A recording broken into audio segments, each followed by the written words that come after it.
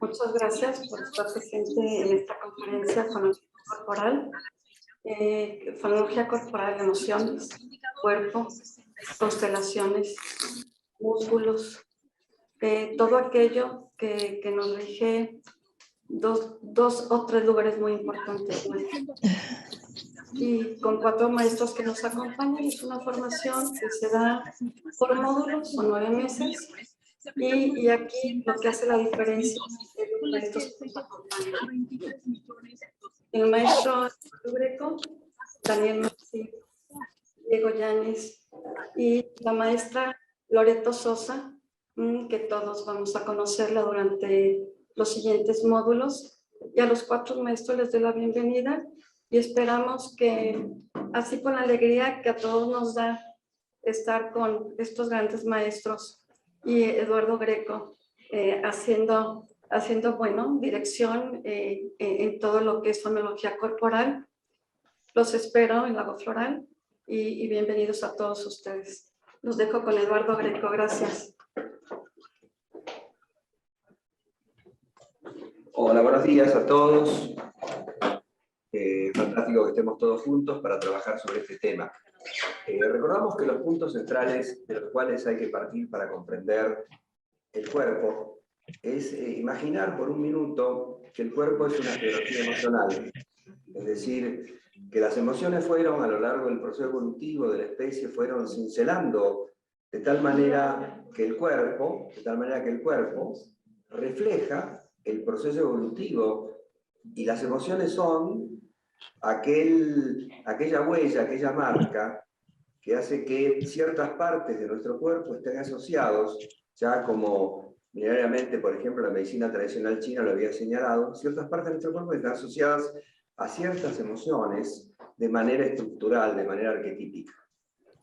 Pero también el cuerpo no solamente una geografía emocional, sino que el cuerpo también es historia. En el cuerpo está grabado todo, nuestra historia personal, nuestra historia familiar, nuestra historia arquetípica. De tal manera que en algún sentido el cuerpo es como un gran disco duro, y aunque la memoria olvida y la conciencia calla, el cuerpo siempre recuerda. Y en tercer lugar, el cuerpo es lenguaje. El cuerpo dice, el cuerpo grita, el cuerpo habla.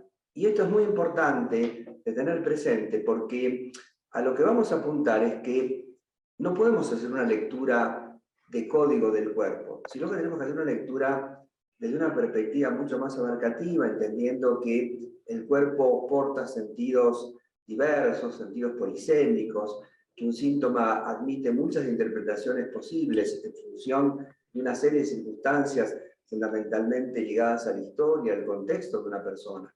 Y si bien los códigos nos permiten una lectura aproximada que nos da cierta certeza, cierta orientación, no tenemos que perder de vista que el cuerpo es lenguaje, que el cuerpo no es código, y que por lo tanto lo que tenemos que tener es una mirada no que reduzca el cuerpo a interpretaciones lineales, sino que abra la posibilidad de comprender el cuerpo de una persona como el pivote de su existencia, como una capacidad de poder transmitir sentidos, y el sentido que realmente tenemos que tomar en la interpretación de los movimientos que el cuerpo tiene que ver con esa historia, tiene que ver con ese contexto, y por lo tanto siempre es una interpretación singular. Si bien uno puede decir, por ejemplo, que los síntomas diabéticos tienen que ver con una melancolía empalagosa, que la diabetes es una melancolía, al código que está bien. Yo le pedí crema. Juan y Pedro diabético, ¿qué es lo que significa? ¿Qué sentido porta específico? Porque eso es lo que va a ayudar a esa persona que está padeciendo este síntoma a poder modificar. Y en relación a estas cuestiones que estamos planteando, es importante tener en cuenta que generamos una mirada del cuerpo en el cual en el cuerpo convergen todos estos recursos que tienen que ver con las memorias diferentes que el cuerpo tiene, tiene que ver con una comprensión de las estructuras que el cuerpo tiene, entendiendo que el cuerpo, que la vida, es un proceso, y ese proceso tiene dos grandes dimensiones, la estructura y el movimiento. Que el cuerpo es una estructura de movimiento y que uno tiene que comprender el sentido y el significado de cada estructura del cuerpo, pero también el proceso, es decir, el movimiento que esa estructura vive. Y esta comprensión de estructura y movimiento, esta comprensión de los distintos procesos que acontecen en el cuerpo, desde esta mirada, que no es una mirada lineal, sino es una mirada que toma en cuenta las singularidades de la existencia particular de cada persona, es la mirada que nosotros denominamos fonología corporal, para poner en evidencia el hecho de que el cuerpo es lenguaje, no es solamente una estructura material, no solamente es una estructura cargada de significados psicológicos, sino que el cuerpo habla, que el cuerpo es lenguaje. Y para ejemplificar todo esto que estamos hablando y para poder poner de manifiesto cómo las distintas miradas del cuerpo o las distintas herramientas que necesitamos para el cuerpo se pueden complementar, vamos a empezar a trabajar en esta charla una esfera del cuerpo, que es la esfera que trabaja fundamentalmente el equilibrio y la relación, que es la conjunción en esta esfera del sistema nervioso, el sistema endocrino y el sistema inmunitario. Al principio de la vida, los tres grandes sistemas que nos permiten sobrevivir son el sistema respiratorio, lo primero que hacemos al nacer es respirar, en segundo lugar el sistema digestivo, y en tercer lugar el sistema tegumentario de la piel. Estos tres sistemas nos brindan los cuatro elementos, el fuego, el aire, la tierra y el agua, que son los elementos fundamentales que desde la antigüedad decían que son los elementos de la vida. Pero independientemente de esta consideración, que proviene de las antiguas postulaciones de medicinas clásicas, la idea es pensar que respirando, digiriendo, y a través de las funciones que cumple el tejido tegumentario, la piel, nosotros nos nutrimos. Y es importante entender que no solamente se trata de recibir lo que el mundo exterior nos proporciona como recursos para vivir, aire, alimentos y contacto, sino que el cuerpo nos enseña que lo que nos nutre es algo que transformamos. Doy un ejemplo. El aire que estoy respirando en este momento no es lo que me nutre. Lo que me nutre es lo que hace mi sistema respiratorio, especialmente mis pulmones, que consiguen transmutar, transformar el aire y separar aquellos elementos que sí me van a nutrir, que son el oxígeno y los fotones, el oxígeno y la luz. Y lo mismo pasa con la digestión. Eso que desayuné esta mañana no es lo que me nutre. Lo que me nutre es lo que hace el sistema digestivo con esos alimentos, transformarlos en nutrientes. Así es importante que en esos tres sistemas de la vida iniciales, la enseñanza que el cuerpo nos brinda es que lo que nos nutre es aquello que nosotros transformamos y de lo cual nosotros nos apropiamos. Así como en esta primera esfera del cuerpo, respiración, digestión, contacto, aprendemos a apropiarnos. En la segunda esfera, que tiene que ver con el sistema nervioso, el sistema endocrino y el sistema inmunitario, el aprendizaje es equilibrio, aprender a equilibrarnos, y el equilibrio no es un punto fijo, sino que el equilibrio es un proceso de permanente reequilibración. La única estabilidad que existe es la estabilidad del pulcro. Necesitamos el movimiento, necesitamos de alguna manera entender que el equilibrio es un proceso, pero también ahí empezamos a tener el mundo del vínculo y el mundo de la relación. No porque antes no existiera, sino porque ahora estos sistemas nos brindan los modelos relacionales fundamentales de la existencia. Y estos sistemas, sobre los cuales vamos a hablar introductoriamente, son sistemas que ponen en evidencia estos dos aprendizajes fundamentales de la vida. Si en la primera esfera aprendimos a apropiarnos, en esta esfera aprendemos a tener un vínculo esencial a través de estos modelos o estos patrones relacionales que estos sistemas van a enseñar. El sistema nervioso es un sistema que tiene que ver con guardar la memoria del proceso evolutivo de la especie. Tradicionalmente, si ustedes van a una enseñanza clásica, esa enseñanza que aprendíamos en el colegio secundario hace muchos años atrás, teníamos este hecho de que el cerebro es una unidad, es una estructura.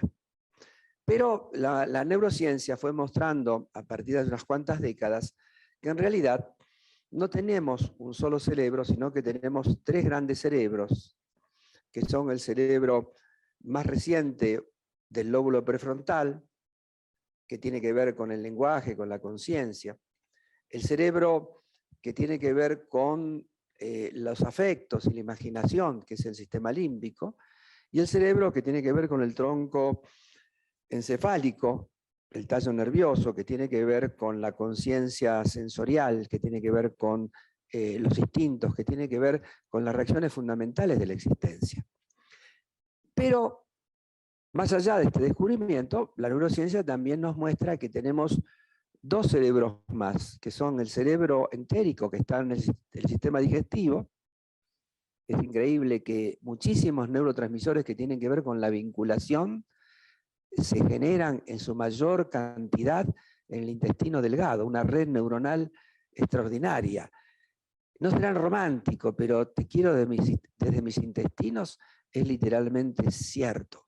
Las relaciones entrañables proceden de ahí, tienen que ver con ese patrón esencial de la vida. Y también se ha descubierto que tenemos una especie de cerebro cardíaco. Ahí en el corazón se ha descubierto que tenemos una red poderosa también.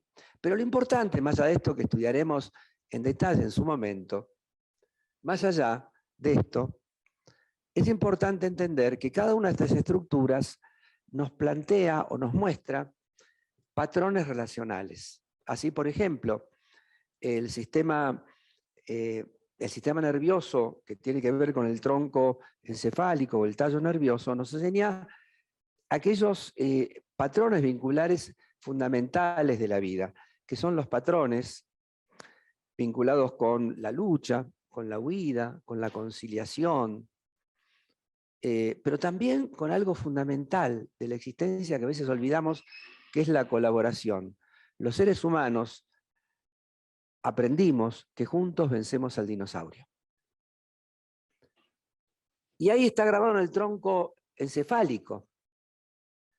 Y es la naturaleza esencial de la evolución es entender que solo evolucionamos gracias a la colaboración, no gracias a la competencia.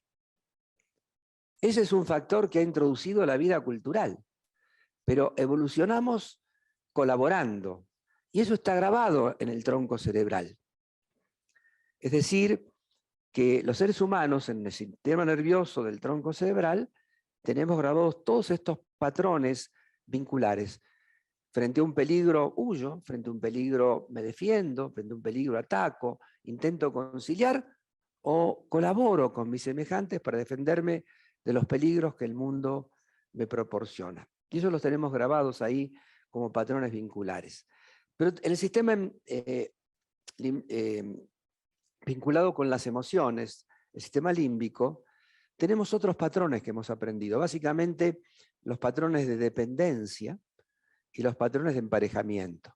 Es decir, frente a la adversidad, te entrego mi poder, dependo para que vos me cuides, para que vos me protejas, o me emparejo, porque juntos en esa relación de pareja voy a encontrar la posibilidad de, vos tenés aquello que me complementa, yo no me siento tan vacío, yo no me siento tan solo, ¿no? Es un patrón que tiene que ver con el sistema límbico, que son estas dos cuestiones, la cuestión de la dependencia y la cuestión de emparejamiento, son como patrones propios del sistema límbico. Y el lóbulo prefrontal, que tiene que ver con todas las cuestiones vinculadas con el orden, la jerarquía, las relaciones de competencia. Es decir, el sistema nervioso no solamente está grabado la memoria evolutiva arquetípica de la especie, sino también los patrones vinculares fundamentales de la existencia. Pero en términos generales, el cerebro, que es el comando del sistema nervioso, aprendió dos cosas fundamentales en el proceso evolutivo. Aprendió que se aprende equivocándose, el cerebro aprendió a equivocarse. Es nuestro yo egocéntrico, egolátrico, el que no tolera los errores. Ay, me equivoqué, me da vergüenza. No, el cerebro no le pasa nada. El cerebro dice, aprendo de los errores. El cerebro me enseña que equivocándome es como aprendo. Y en segundo lugar, el cerebro aprendió a resolver problemas. Es maravilloso esto si nosotros lo aplicáramos en nuestra vida, entendiendo que el cerebro, como las relaciones, necesita los problemas para existir. Si ustedes quieren tener una relación sin problemas, no tengan ninguna relación. No hay relaciones sin problemas. No hay relaciones perfectas. Otra cosa es transformar el problema en conflicto, que somos especialistas en transformar el problema en conflicto. Pero eso lo hace el lóbulo prefrontal. No me dijiste nada cuando llegué. ¿Tenés algún problema? ¿Hay algo que no me querés decir? ¿Hay algo que estás escondiendo? Empezamos a inventar historias. Ese es el lóbulo prefrontal. Los chinos sabiamente decían hace miles de años que el cerebro, hablando del lóbulo prefrontal, la función que tiene es distraernos de lo esencial, ¿no? Y lo esencial es sentir.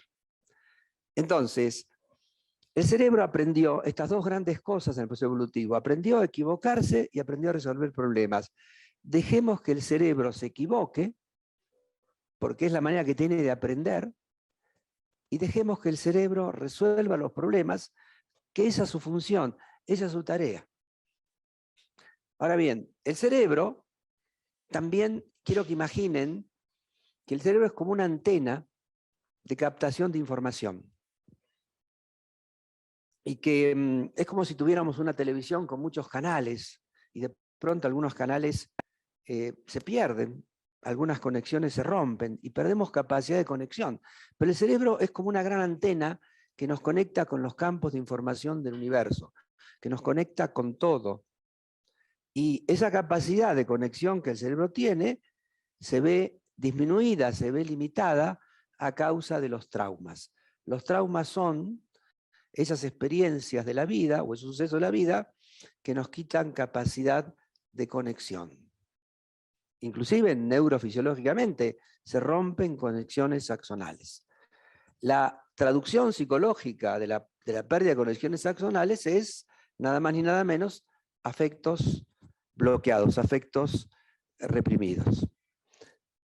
Y ese cerebro, ese sistema nervioso, que tiene que ver con ayudarnos a aprender a equilibrarnos, a aprendernos a vincularnos, a regularnos, nos enseña que toda regulación, que todo equilibrio es corregulación y coequilibrio. ¿Qué nos dice esto en términos vinculares?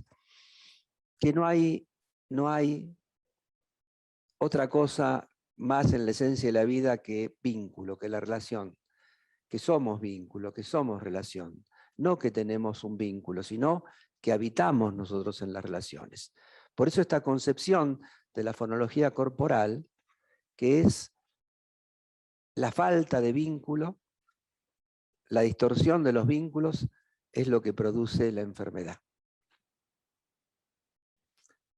De tal manera que tenemos ahí el sistema nervioso como una gran estructura que lo que hace es ponernos en conexión profunda con la memoria de la especie, con la identidad y con esos patrones de respuesta fundamentales que estuvimos analizando. Y que claro, al entrar en profundidad, analizar cada estructura como la vamos a hacer, vamos a ver todo este juego de historias que aparecen puntualmente cuando analizamos las distintas partes que componen el sistema nervioso y ver con qué emociones y con qué afectos y con qué estructuras se relacionan. Pero básicamente este sistema nervioso tiene 3 grandes modos de enfermar, que son lo deterioro, por ejemplo, un Alzheimer, una demencia, una agenesia, es decir, algo que no se desarrolla, por ejemplo, una persona que tiene un déficit mental, ¿no? Una oligofrenia. Y las lesiones, un traumatismo que produjo una lesión, un tumor, por ejemplo.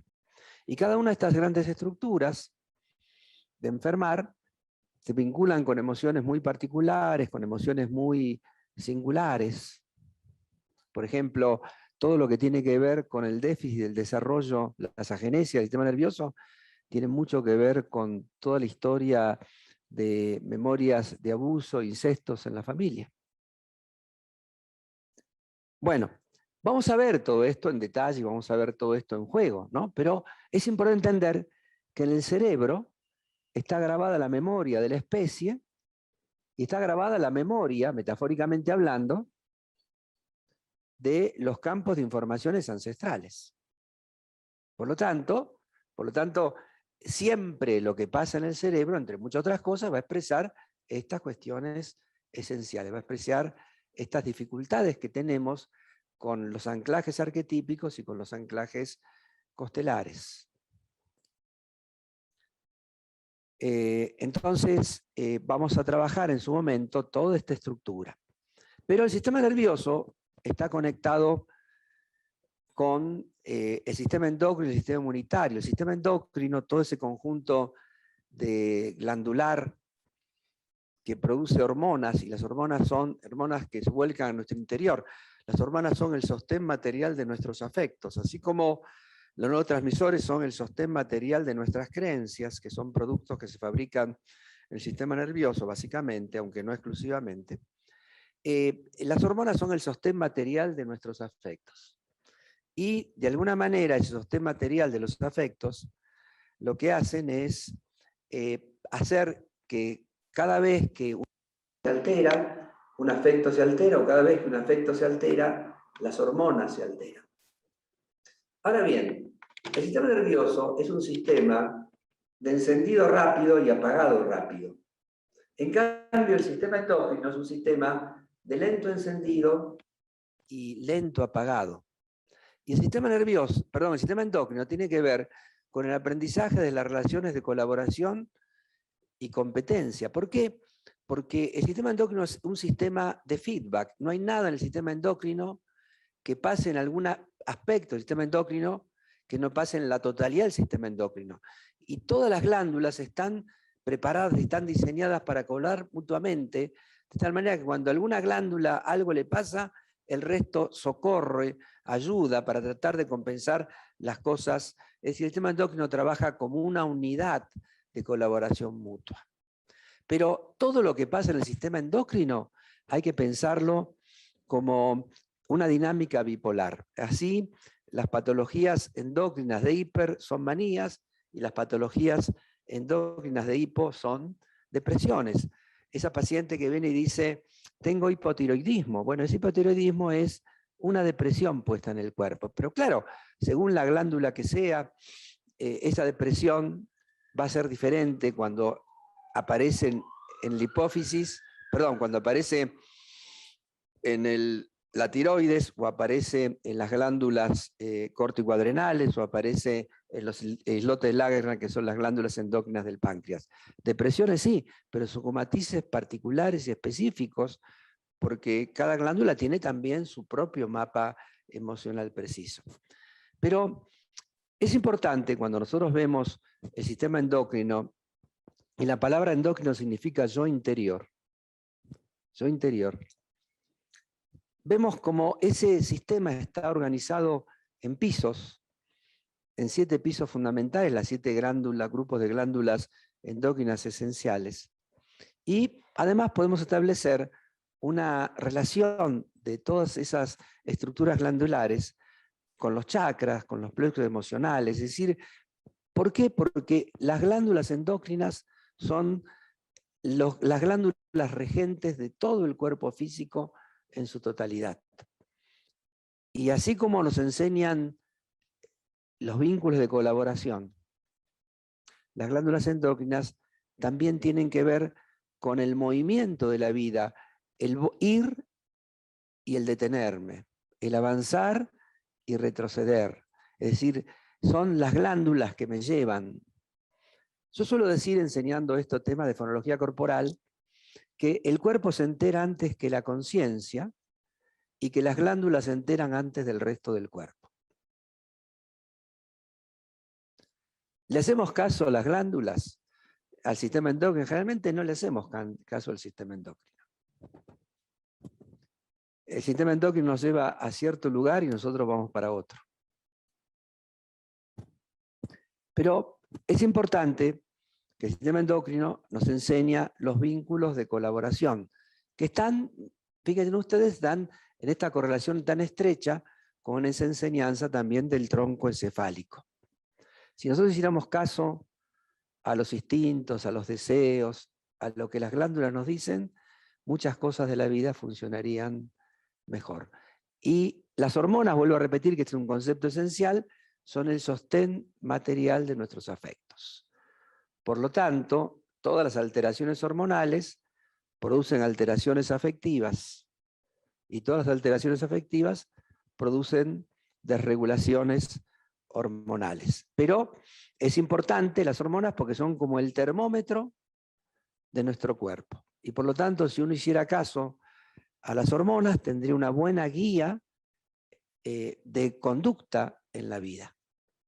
Porque de alguna manera es como si dijéramos, la verdad está en el cuerpo y dentro del cuerpo la verdad está en las hormonas.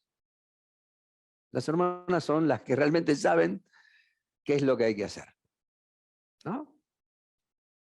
Y finalmente, dentro de esta esfera, tenemos el sistema inmunitario, que tiene que ver con los vínculos de selectividad. El sistema inmunitario, o el sistema inmunológico, es aquel sistema que se ocupa de nuestro asistente interior, es decir, aquel que nos protege y nos cuida.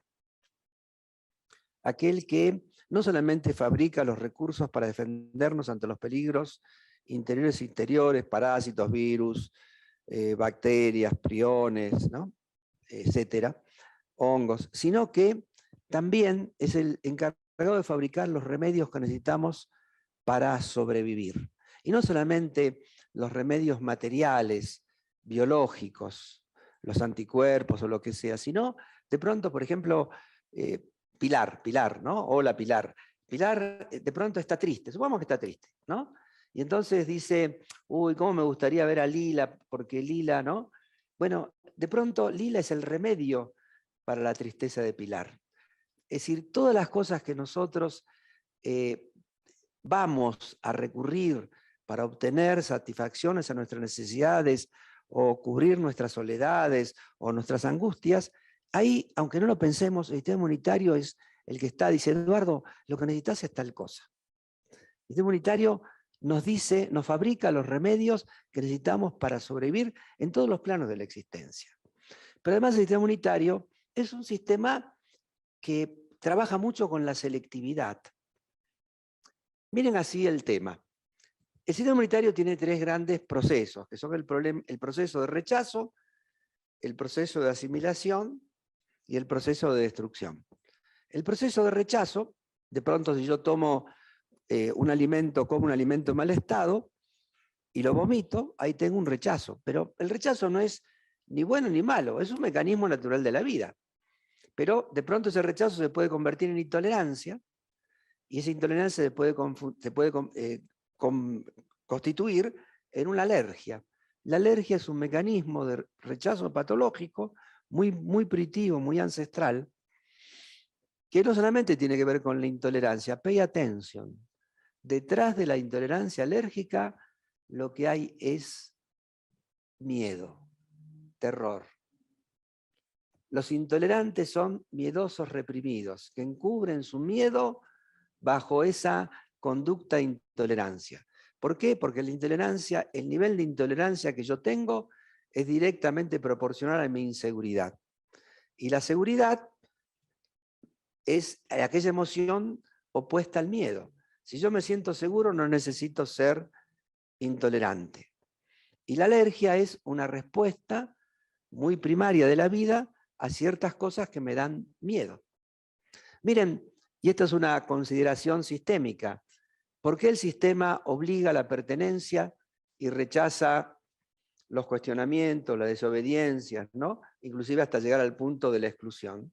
Lo que mueve al sistema es el miedo, la alergia. La exclusión es una reacción alérgica del sistema inmunitario, del sistema familiar. Ese mecanismo de rechazo da lugar a las alergias.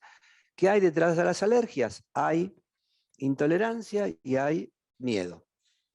El segundo mecanismo es la asimilación, que tiene que ver con los virus, que tiene que ver con las bacterias, es decir, con todos estos temas. Y así como hay relaciones alérgicas, hay relaciones infecciosas, que son las relaciones tormentosas. Si alguno de ustedes, alguna prima o alguna amiga de una prima tiene una relación tormentosa o tiene una infección, es un ejemplo de una relación tormentosa. Relación tormentosa, estrés, depresión son los factores que tienen que ver con las infecciones. Entonces, cuando uno tiene una infección recurrente o una infección, tiene que pensar en estos factores facilitantes de la infección, porque el virus estuvo ayer, estuvo anteayer, ¿no? Estaba ahí, pero ¿por qué hoy me contagio el virus? ¿O por qué Pedro se contagia y Juan, que estaba en el mismo lugar, no se contagió? Porque tiene una inmunodepresión el que se contagió. Esa inmunodepresión está provocada por exceso de estrés, depresión o relaciones tormentosas. Traten de hacer un esfuerzo para comprender lo que es una relación tormentosa, que ninguno de nosotros ha tenido ninguna vez en la vida, pero hay gente que le pasan estas cosas. Tiene relaciones tormentosas. Entonces, muchas veces la depresión se canaliza a través de una infección. Y la infección muestra una vulnerabilidad. El tercer camino del sistema de este punto es la destrucción. Todos los días, en este momento, estamos destruyendo glóbulos rojos vencidos, células malformadas, estamos destruyendo. Dicen los que saben, si es así o no es así, no lo sé, que cada 7 años somos un cuerpo diferente, hablando celularmente. Pero a veces el sistema inmunitario sufre una alucinación y se confunde y trata lo semejante como diferente, lo ataca y lo destruye, que son las famosas enfermedades autoinmunes, que tienen que ver, las enfermedades autoinmunes, con mucho remordimiento, con mucha culpa, ¿no? Estoy hablando de grandes patrones, esto después en lo fino lo vamos a especificar.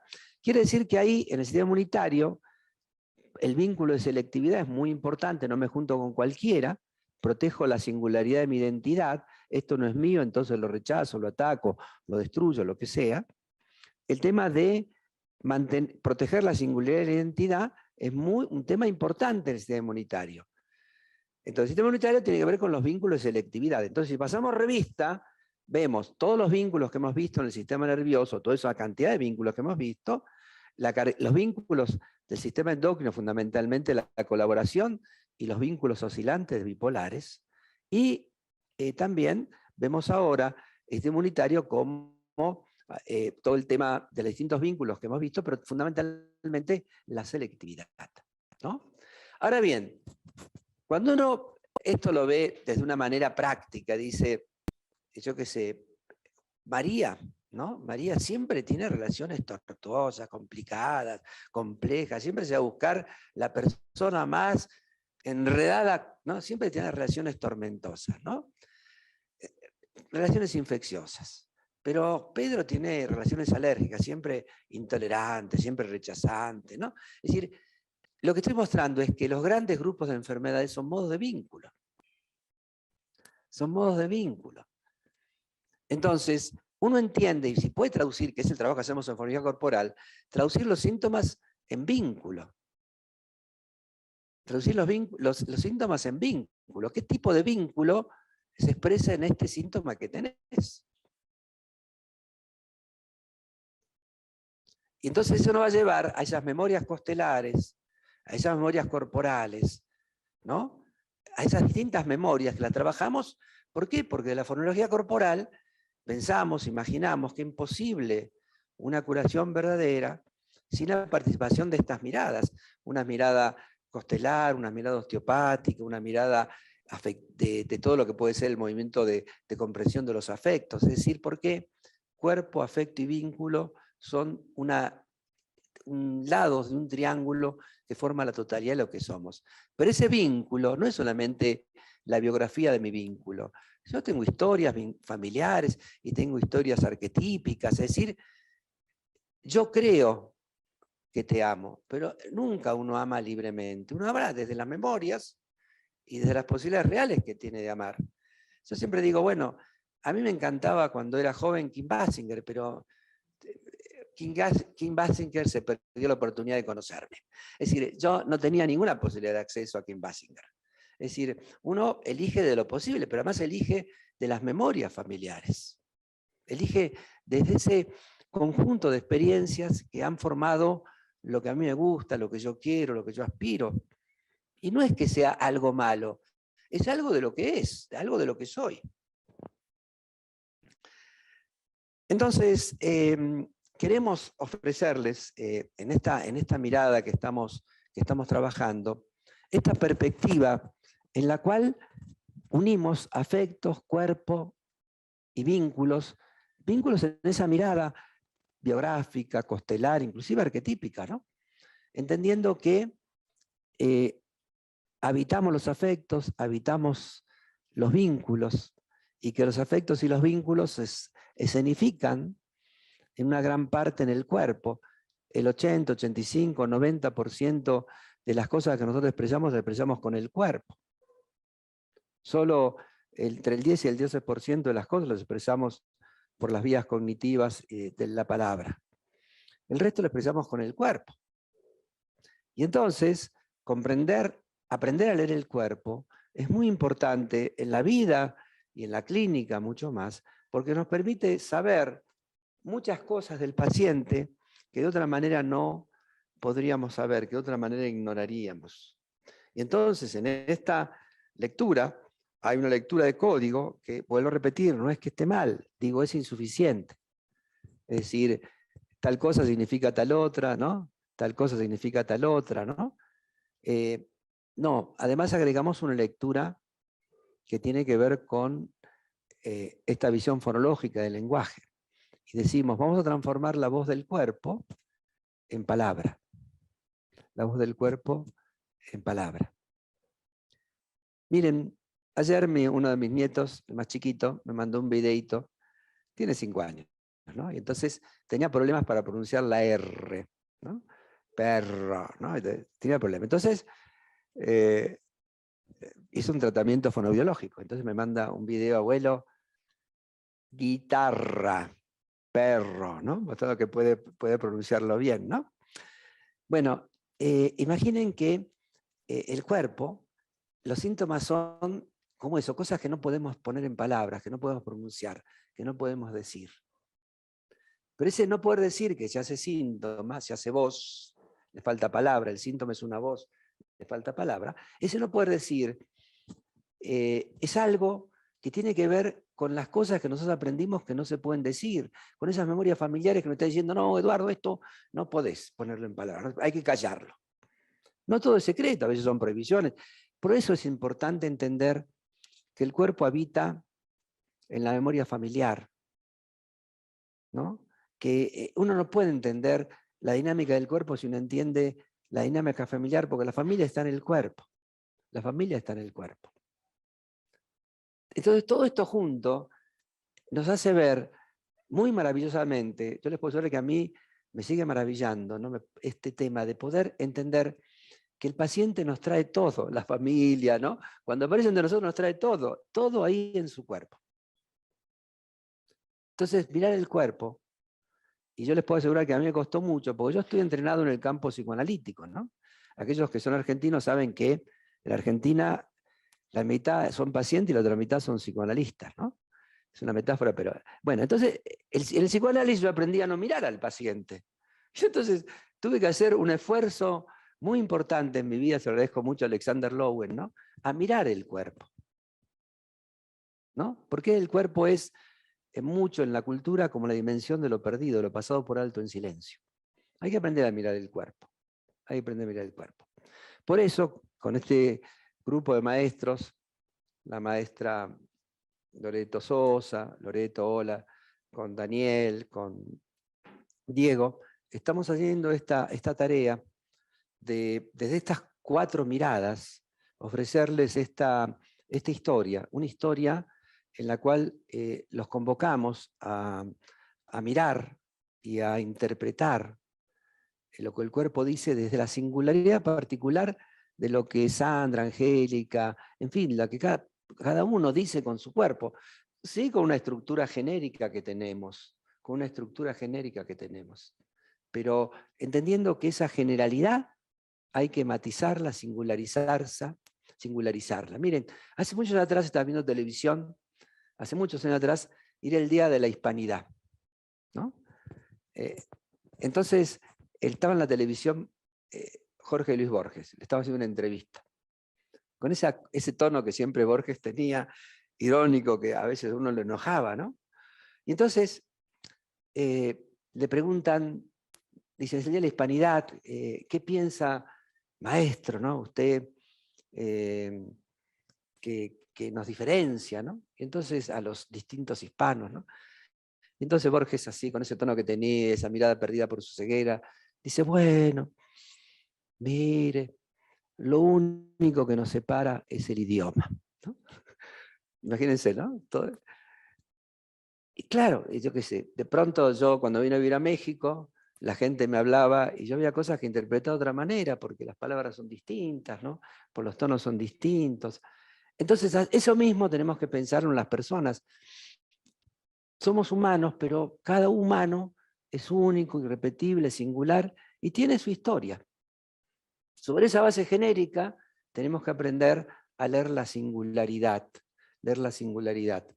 El modelo tiene que existir, pero el modelo después hay que aplicarlo en la singularidad personal de cada quien. Y es el trabajo que estamos haciendo, ¿no? Bueno, ahora va a continuar mi amigo el maestro Daniel Mancini. Te mando un fuerte abrazo, Daniel. Gracias, Eduardo. Y de hecho, Daniel, además te quiero agradecer a los pacientes que has atendido, que están muy agradecidos con tu calidez. Gracias, Así que quiero Eduardo. aprovechar. Gracias. Un abrazo fuerte, Daniel, el público. Gracias, Eduardo. Gracias. Bueno, espero que se me escuche bien, que se me vea bien. La verdad que ver un Zoom lleno es unos lindos nervios, ¿da? Pero nervios al fin. Así que acá estaba marcando, ¿no?, lo que Eduardo dijo recién, y esto de lo esencial es sentir. Vamos a intentar conectar con el sentir. No tenemos vínculos, somos vínculos. Traducir los síntomas en vínculos, y la familia está en el cuerpo, ¿no? Todo esto un poco para dar pie para las constelaciones. Voy a poner yo también para tener vista, espérenme un segundo, ¿no? Así los puedo ver. Ahí está. Entonces, bueno, vaya, ¿no? Si hablamos de vínculos, si hablamos de la familia y si hablamos de vínculos, ¿qué vínculos?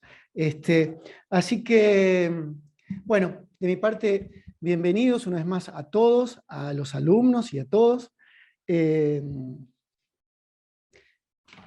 Bueno, lo mío son las constelaciones familiares, voy a hablar un poco desde ahí, ¿no? Por supuesto que en el diplomado en sí mismo todo se entrama más. Acá estamos haciendo un gran acercamiento, y yo hoy, hablando de los órdenes del amor, voy a hablar de la jerarquía, un orden que obviamente se une con esta esfera, con el sistema nervioso y con todo un poco lo que Eduardo estuvo comentando, ¿no? Para quienes podríamos decir no saben nada de nada, digamos que los órdenes del amor, podríamos decir que son estas leyes profundas que rigen a todos los sistemas familiares, ¿no? Eso que está un poco, esta posibilidad que tuvo Bert Hellinger de observar qué es lo que pasaba por debajo. Quizás se nos pasa a la simple vista, pero cuando uno lo va conociendo se va dando cuenta que resuena, que un poco en todas las familias estos órdenes o se cumplen o no se cumplen, pero están, ¿no? Son leyes, podríamos decir.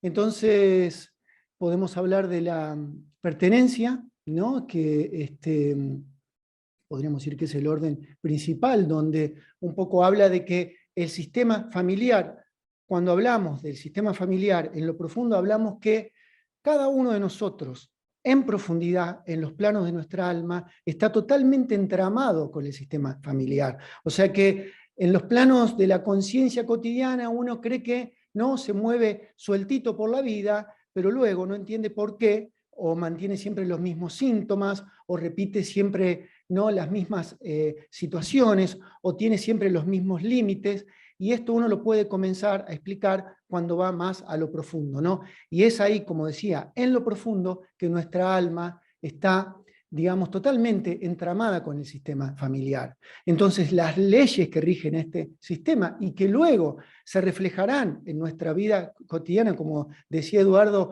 en nuestra capacidad quizás de tener una vida más consciente, más amorosa, con más fuerza, o con menos amor, o con menos fuerza, ¿no? Tiene mucho que ver con lo que pasa en nuestros planos profundos y con las memorias de nuestro sistema familiar. Entonces, decía, el primer orden del amor, que son estas leyes, es la pertenencia, que más o menos dice que todos los quienes pertenecen al sistema familiar tienen el mismo derecho a estar, ¿no? O sea que el sistema no permite los excluidos. Luego está la jerarquía, que ahora vamos a hablar de eso, y luego el equilibrio entre dar y tomar. Por lo menos desde mi sentir, yo más o menos concluyo que, digamos que cuando uno comprende la pertenencia y puede dar lugar en un plano profundo a todo tal y como fue y tal y como es en el sistema familiar, uno se siente más completo, porque de alguna manera se completa al completar, al dar lugar.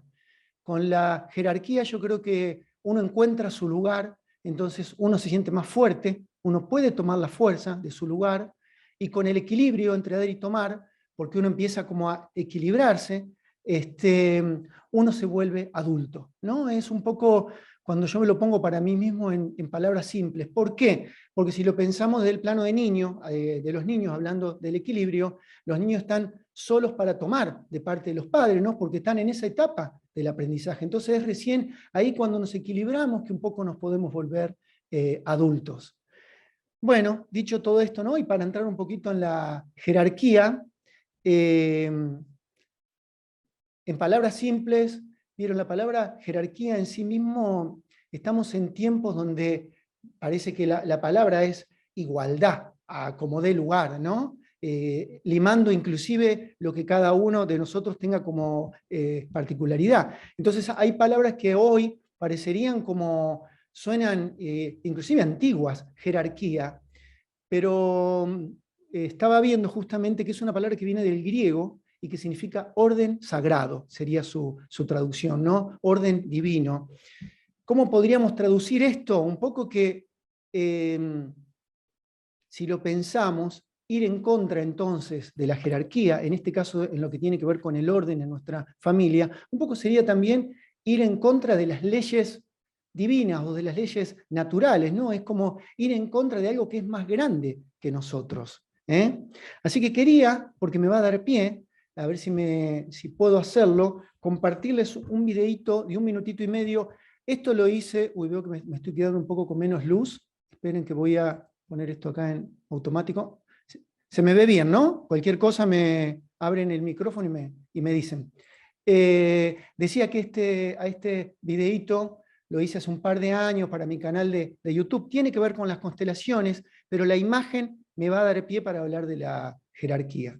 Esperen, voy a compartir. Acá. Espero que se escuche y se vea bien. Vamos a abrir así.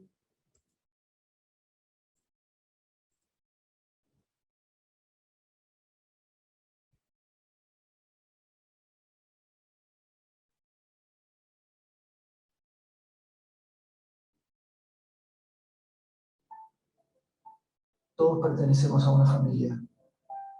La conozcamos o no, estemos juntos o no, vivamos cerca o lejos. Al igual que nuestro cuerpo necesita de sus células, nuestra familia necesita de cada uno de nosotros. Todos somos indispensables para nuestro sistema familiar. Para él, nadie puede quedar afuera, ni ser olvidado, ni ocupar el lugar de otro. La vida y la fuerza fluyen en orden cuando los pequeños se sostienen sobre los grandes. Todos tenemos un alma, podamos sentirlo o no, podamos pensarlo o no. Nuestro sistema familiar y nuestra alma están íntimamente ligados. Nuestra alma tiene la inocencia de un niño y siempre priorizará su lugar en la familia por sobre nuestros propios deseos. Nuestra alma está dispuesta a dar la vida si considera que la familia lo necesita. De esto tratan las constelaciones familiares, de las energías que mueven y entrelazan a las familias y a las almas. Y también tratan sobre volver a sentir la fuerza y el amor saludable, de ocupar el lugar que nos corresponde y de devolver a cada uno su propio lugar y sus actos. Las constelaciones familiares nos unen al aspecto trascendente y misterioso de la vida, dan un sentido más grande a nuestra existencia mientras suceden mucho más allá de la mente, en los terrenos del alma y el espíritu.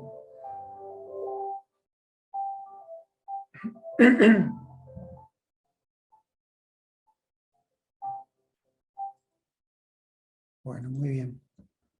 Espero que lo hayan podido ver, que se haya escuchado. Simplemente quería traerlo porque vieron esta torre de Cataluña, seguramente la han visto, ¿no? Pero cuando vi la imagen me dio pie enseguida para hacer un videíto porque acá vemos bien la jerarquía, ¿no? O sea, si los más pequeños estuvieran abajo, no podrían sostener, ¿no? Aparte hay algo más que interesante, vieron que podríamos hacer un paralelo, aunque nada es exactamente igual, ¿no? Pero vieron cómo se va armando esa torre, casi como van las generaciones en una familia, ¿no? Que van de una a otra, pero en el plano general, desde arriba, se ve como un mandala de gente que está sosteniendo a esa torre, ¿no? Podríamos ver inclusive como a los ancestros, ¿no? A todos los que están generaciones y generaciones detrás nuestro que de alguna manera están en nosotros también. Quizás en la medida que más se alejan, ¿no? Parecería que menos participación tienen, pero de alguna manera venimos de ellos, ¿no? Entonces, me gustó esta imagen de lo importante que es que cada uno ocupe su lugar. Creo que ese es vuelvo a decir, una significación muy clara de lo que es la jerarquía, más allá de que vieron el hombre que está abajo, que me dio el pie para el alma, porque ese hombre que está ahí, que cada tanto tenía un plano particular, era como si se me regalara para mostrar cómo somos cada uno de nosotros en los planos del alma respecto de nuestra familia. Ese hombre estaba ahí como diciendo, si se me parte el corazón acá, que se me parta, pero yo no voy a dejar de hacer fuerza, ¿no? Es este sentir de que estamos dispuestos a dar la vida, digamos, si consideramos que nuestro sistema familiar lo necesita, ¿no? Así que quería traerlo simplemente por eso. Y a ver si me queda algo más para decir de acá. No, creo que más o menos se entendió ahora, porque bueno, vamos a intentar ya estos bloquecitos hacer tipo charla TED. Vamos a hacer una cosa compacta, lo que es mi caso, Diego y Loreto, para que también puedan llevarse algo, digamos, breve pero contundente, digamos así, ¿no? Entonces, vuelvo sobre lo que había dicho Eduardo, de esto que de alguna manera todo el tiempo estamos en los planos de la mente. Desde la mente es impresionante cómo nos la complicamos, lo dice alguien que es muy mental. Entonces, lo indispensable del sentir, ¿no? De volver a sentir. Siempre digo también que uno no se da cuenta, pero vivimos quizás en una sociedad, por la razón que fuera, ¿no? Donde la mente, y con todos sus derivados, pasó a ser como la reina, y el sentir ha quedado un poco de lado. Y muchas veces intentamos, podríamos decir así, explicarnos lo que sentimos, inclusive para intentar no sentirlo, ¿no? A veces intentamos ponerle palabra pero nos cuesta mucho que nos atraviese el cuerpo. Y particularmente en cada trabajo de constelaciones, ¿no? Y en cada clase que damos en el taller, yo tengo prioridad a esta cuestión del sentir, porque como bien dijo Eduardo, imaginen que si tenemos a todos nuestros ancestros en el cuerpo y todas esas memorias, ¿cuál creen ustedes que es la forma en que esos procesos se completen, ¿no? Si lo que tenemos, y a lo mejor tenemos una memoria en el cuerpo guardada de hace un montón de tiempo y que se nos resuelve como, se nos muestra como un síntoma doloroso quizás. Bueno, muy probablemente, o podría decir casi con seguridad, el proceso de resolución de eso va a tener que ver con un sentir que tengamos que hacer, ¿no? Con un sentimiento al cual le vamos a tener que dar lugar. Entonces, les voy a proponer para que nos quede un poquito más claro esta cuestión de la jerarquía, este orden, vamos a hacer un pequeño ejercicio y vamos a, en la medida que puedan, sentir. A ver, lo que pasa es que yo pongo la vista del hablante y yo no me veo en grande, pero a ver, díganme, ¿ustedes ven bien esto, no? Que está la personita ahí que dice yo, ¿se entiende? Perfecto. Gracias, Loreto. Porque yo me veo en un cuadrito como todos. Ahí está. Entonces, acá estamos. Pongo un yo femenino porque en general en estos espacios la mayoría son mujeres, pero quienes sean hombres, siéntanse identificados con este yo. Y ahí, si pueden, hagan el ejercicio de sentir, ¿no? ¿Cómo están ahí? ¿Cómo estamos en este momento, ¿no? Así, solitos, como solemos sentirnos o creer que nos movemos en la vida, y solitos y nuestra alma, podríamos decir, ¿no? Entonces ahora vamos a ir un pasito más allá. Todos tenemos un papá y una mamá, y acá los voy a colocar, detrás. ¿Y cómo nos sentimos? Cada uno de yo y cada uno de ustedes, si yo digo, bueno, ahora detrás mío está mi mamá y mi papá, ¿no? Quizás para alguno inclusive puede ser un tema áspero, porque muchas veces sentimos tenemos muchos enojos, dolores, sensaciones o de que no los conocimos, o que nos abandonaron, o que verdaderamente tuvimos una infancia muy dura. Entonces, damos lugar. Acá estamos simplemente haciendo este ejercicio para que podamos comenzar a entender, quizás a vibrar esta cuestión de la jerarquía, ¿no? Si miran, yo ya pongo a mamá y a papá detrás de la persona, y acá empezamos a ver como en la torre, una cuestión, podríamos hablar de generaciones, ¿no? Donde ellos vinieron antes. Por supuesto que quizás tomar, que es un término muy de las constelaciones, ¿no? Tomar a mamá y a papá completamente quizás nos lleve toda la vida, porque a lo mejor sin darnos cuenta siempre guardamos algún enojo o algo que quisiéramos que hubiera sido distinto de lo que fue.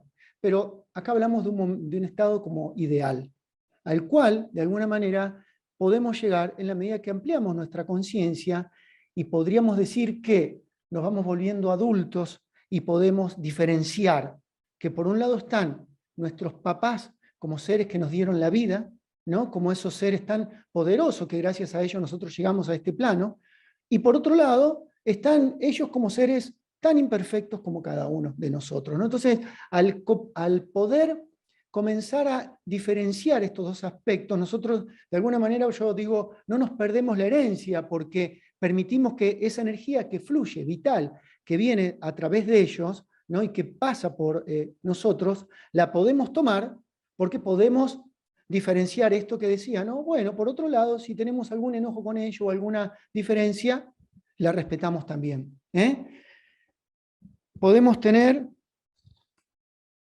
vayan sintiendo si alguna diferencia les produjo el hecho de que mamá y papá ahora estén detrás. A mí particularmente, yo debo decirlo, vengo trabajando tanto, y verdaderamente no porque sea un héroe, sino porque la vida, como probablemente a cada uno de ustedes, más de una vez me la puso muy heavy. Entonces yo los convoco, a mi papá y a mi mamá, ellos ya no están en este plano, cada vez que voy a hacer un trabajo, siempre trato de ponerlos detrás mío, ¿no? Así que en mi caso, yo los tengo como una fuerza. Supongamos que tengamos una pareja, vamos a ponerla de este lado, ¿no? Supongamos que tengamos un hijo o hijos, entonces ojalá se siga viendo bien. Ahí siguen viendo, ¿no? Entonces ven que inclusive los hice de distinto color para que se entienda más por generación, donde ya el hijo estaría adelante, ¿no? Porque vienen después. Imaginemos que la vida, ¿no? El tiempo viene desde el pasado, ¿no? Nos atraviesa y va hacia el futuro. Entonces por eso es interesante de esta manera visual comprender la jerarquía y de alguna manera entender cuál es nuestro lugar de fuerza, nuestro mejor lugar en nuestro sistema familiar. Esperen que estoy mirando para no pasarme de tiempo. Todos tenemos, esto lo voy a hacer breve, ¿eh? Están nuestros abuelos, o sea, los papás de papá, los papás de mamá. Vamos a hacer una idea que quizás tenemos un tío, acá va en el mismo nivel que papá y mamá, quizás tenemos un hermano. Esto, para quienes ya estuvieron en las clases lo saben bien, el sistema, digamos, al cual nosotros estamos vinculados, como bien Eduardo dice, de alguna manera, es mucho más grande, porque podemos tener más hermanos, más hijos, exparejas, pueden incluirse quizás las exparejas de papá y mamá, según si hubo alguna situación muy especial con ellos, los abortos, los excluidos, las víctimas y los victimarios, nuestros bisabuelos, porque quizás si sucedió en este nivel, por más que hace 3 generaciones atrás, algo muy duro en el sistema familiar, a lo mejor repercute hoy. Traje simplemente esta cantidad de gente para que se entienda, ¿no? Un poco el orden y se entienda cuál es mi lugar. Miren, quiero hacer una salvedad. A mí me gustan mucho los números, vengo de una educación así técnica, y hay números que a veces a uno lo llevan a preguntas, inclusive como que uno queda como medio como diciendo, ¿y esto cómo se explica? Si fuéramos generacionalmente, ¿no? Hacia atrás, porque tenemos los abuelos, bisabuelos, tatarabuelos, y siempre tuvo que haber alguien vivo para que yo esté hoy acá, como cada uno de nosotros. O sea, no es que, como siempre digo, cada uno de nosotros tiene una Adán y Eva personal que arrancó hace 300 años y que de ahí vienen nuestros abuelos y estamos nosotros. No, o sea, siempre tuvo que haber alguien antes y alguien antes y alguien antes. Lo misterioso de esto es que si tenemos que ir siempre para atrás, al primer ser humano que haya habido, estamos unidos. Y si ese ser humano fue Adán y Eva porque somos religiosos, estamos unidos. Y si fue un mono, somos fruto de ese mono. Y si ese mono vino de un Big Bang, estamos unidos a ese Big Bang. ¿Por qué digo todo esto? Porque acá hay mucha gente que se dedica a las flores, ¿no? Como pasa con las flores, un poco las constelaciones tienen ese espíritu, que son estas cuestiones que también en su resolución nos llevan a preguntas más grandes. Porque vaya, si cada uno de nosotros está unido literal, porque no hay otra forma, al comienzo de la vida misma, uno podría decir, bueno, mi vida tiene sentido. O sea, vieron a veces que a mí me pasa, me siento como un tonto, podríamos decir, bueno, que no le encuentro sentido. Decir, bueno, para algo estaré acá. Porque esto quería decir también, si fuéramos 500 años para atrás, a nivel generaciones, en esos 500 años atrás hubo 30.000 personas que son todos ancestros nuestros. O sea, esos se fueron juntando, porque el árbol se va abriendo, ¿no? Uno va multiplicando por 2. Entonces, también uno podría decir, bueno, si de esos 30.000 en el camino algunos no hubiera sido quienes fueron, hoy nosotros no seríamos quienes somos. Entonces también uno va entendiendo, ¿no? esta honra. Y lo poderoso del lugar es entender que quizás a cada uno de nosotros, al menos nuestro sistema familiar, por estos tiempos que estamos viviendo, a lo mejor cada uno de nosotros es el primero que tiene el honor, podríamos decir, en nuestro sistema, de tener una comprensión tan grande como esta, ¿no? De entender que hay unas leyes que lo rigen, de entender que la mayoría de las cosas que uno ha considerado como mala o buena en los ancestros eran porque la mayoría estaban tomados por la fuerza del propio sistema y un poco iban dormidos haciendo lo que podían con lo que tenían. Entonces, en esa comprensión más amplia, uno va creciendo y también, ¿por qué no?, va dando más aire al propio sistema, ¿no? Porque de alguna manera es como que uno se gira y al hacer esos insights, esas comprensiones amplias, también le devuelve paz, le devuelve amor al propio sistema, ¿no? Espero que me sigan, pero quiero un poco, sin irme mucho de tiempo, hacer esto, quiero que sientan esto. ¿No? Miren, voy a sacar el hijo por un rato, porque ustedes saben, ¿no? Quizás algunos hizo alguna vez una constelación. Cuando hablamos de las implicancias en las constelaciones, que es esto de que cada uno de nosotros a lo mejor está intentando solucionar algún tema de alguno que estuvo antes, nos implicamos con los que estuvieron antes justamente. Entonces, nuestros hijos se encargarán de las deudas pendientes nuestras quizás, si nosotros las dejamos, pero nosotros no nos encargamos de las de ellos. O sea, nosotros estamos presentes en un plano más consciente para nuestros hijos y del inconsciente estamos más mirando hacia los que estuvieron antes. Entonces, quería dejar esto para que se note a esta mujer, como cada uno de nosotros, en esta punta de esta pirámide sagrada, podríamos decir. Entonces, ¿qué pasa? ¿Qué pasa si yo, con la mejor intención, salgo de mi lugar y me pongo quizás, voy a sacar el tío, ¿no? Me pongo quizás al lado, a ver, ¿este es papá? Sí, me pongo al lado de papá. Porque quizás no me llevo bien con mamá, entonces yo me siento más afín con papá y casi tengo como un idilio, ¿no? Un complejo de Electra, podríamos decir, con papá. Acá ya se nota el hueco. ¿Cómo sienten que, si hablamos de alguna manera, un fluir de la vida que viene del comienzo de los tiempos a través de nuestros ancestros y que nos atraviesa a nosotros y continúa a través de nuestros hijos si los tuviésemos, ¿cómo vamos a poder tomar fuerza en un lugar que no es el nuestro? ¿No? Ya nos damos cuenta que es como que nos corrimos para la foto, nosotros teníamos que estar en el centro de esta foto personal y nos corrimos del lugar. Ni hablar, ¿no? Que pasa mucho esto, mucho más que esto otro, que nos pongamos en el lugar de nuestros abuelos prácticamente, porque nos consideramos más grandes que nuestros padres, porque somos como adolescentes eternos, entonces sabemos que todo lo que ellos deberían hacer, cómo deben ser, queremos solucionarle la vida, salvarle la vida, si algo aparece nuevo, si lo intentamos vender y poner, a ver, todos lo hemos hecho con el máximo amor de niño, ¿no? Acá justamente se habla, estos son los órdenes. Hellinger dice, en un sistema familiar puede haber mucho amor, esta persona puede salirse de su lugar por amor, pero no es un amor saludable. Entonces ese amor, como no está ordenado, no fluye, se entiende más o menos, ¿no? Entonces ahí se entiende la prioridad que tiene estar en orden para que el amor fluya. ¿Qué pasa en este lugar? En este lugar, como papá y mamá no van a cambiar, y nosotros nos mantenemos, ¿no? Porque, a ver, quizás en un plano mantenemos la fantasía, todo esto lo digo muy rápido, ¿no? De que si ellos cambiaran, nosotros, la vida sería fabulosa. Vuelvo a decir, no nos tenemos que dar con un caño, todo lo hacemos por amor. Pero papá y mamá no cambian, nosotros nos enojamos, quizás hasta ya murieron y en un plano seguimos pretendiendo que donde estén cambien. Entonces, no tenemos fuerza, mamá y papá no cambian, nos frustramos, quizás hasta nos victimizamos porque nosotros hacemos todo lo que hice, y así me pagan, y acá estamos, ¿no? Al no tomar quizás la fuerza saludable que nuestro sistema tiene para nosotros, la vida misma dispone para nosotros, a lo mejor comenzamos a gastar una energía preciosa y particular que cada uno de nosotros tiene. Entonces, volvamos al lugar, ¿no? Acá estamos.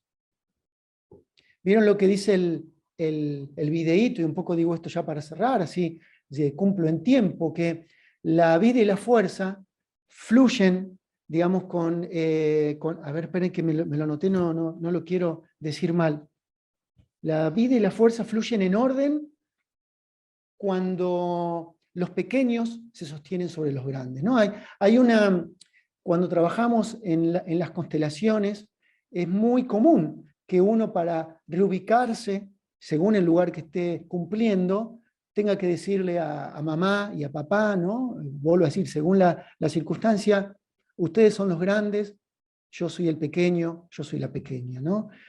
No quiero terminar sin dejar de decir esto, ¿no? Que en este orden se incluiría mucho esta cuestión de que los padres dan y los hijos toman, ¿no? Porque justamente acá no hablamos del equilibrio entre dar y tomar con nuestros pares, sino que con nuestros padres siempre es, podríamos decir, desequilibrados, porque de ellos tomamos la vida, como para con nuestros hijos será para nosotros, ¿no?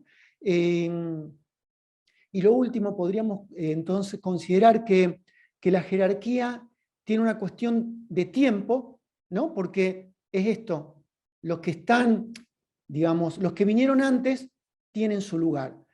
No quiero dejar de decir esto otro también, porque alguno puede estar diciendo, bueno, pero si mis papás están grandes, ¿cómo yo no los voy a ayudar?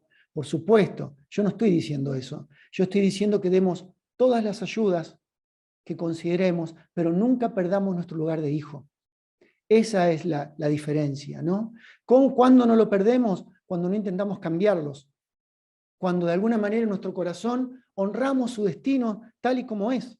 Y les aseguro que si uno empieza a hacer esos ejercicios, lo misterioso es que nuestros padres, naturalmente, pueden tomar una fuerza nueva, porque vuelven a ubicarse como padres, digamos. Es como que uno deja de cambiarlos y le devuelve su rol. Entonces decía, la jerarquía tiene que ver con el tiempo, tiene que ver con el peso, dice Hellinger, porque un poco él habla que dentro de la familia, de la unidad familia, papá, mamá e hijos, la relación entre papá y mamá es más importante, digamos, o tiene prioridad respecto de la relación con los hijos. ¿Qué sería esto? Que es muy importante que papá y mamá mantengan siempre esa unión, esa intimidad, esa fuerza propia, para desde ahí, de alguna manera, reglar, ¿no? Con amor, todo lo que tenga que ver con el sistema familiar. O sea, tiene que ver, entonces, como decíamos, con el tiempo, con la función y con el peso, dice Hellinger, porque un poco él habla de que si tuviésemos que ordenar en orden, como si fueran las agujas del reloj, tuviéramos que poner en orden a nuestro sistema familiar, y si habláramos de papá y mamá, primero iría quien quizás se encarga de sostener a toda la familia, ¿no? A veces es mamá, a veces es papá, más en estos tiempos. Bueno, cierro con esto. Quienes puedan, quienes lo sientan, hagan este ejercicio cada tanto, de decir, bueno, a ver, ¿cómo puedo dar lugar en mi corazón a que de alguna manera yo vuelvo a estar en el lugar que me corresponde, y en ese mismo acto devuelvo a los demás el lugar que les corresponde? Hellinger, cierro con esto, dice algo muy lindo, que dice que cuando cada uno de nosotros podemos hacernos pequeños frente a nuestros padres, nos volvemos grandes frente al mundo, frente a la vida misma. Podríamos decir amorosamente grandes.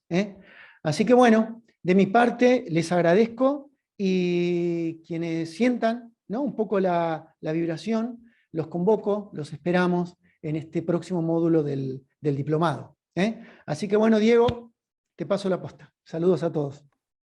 Gracias, Dani, muy lindo.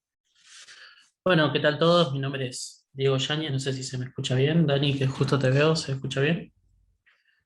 Sí, bueno. Voy a compartirles pantalla para ir tratando de acomodar un poco lo que quiero compartirles.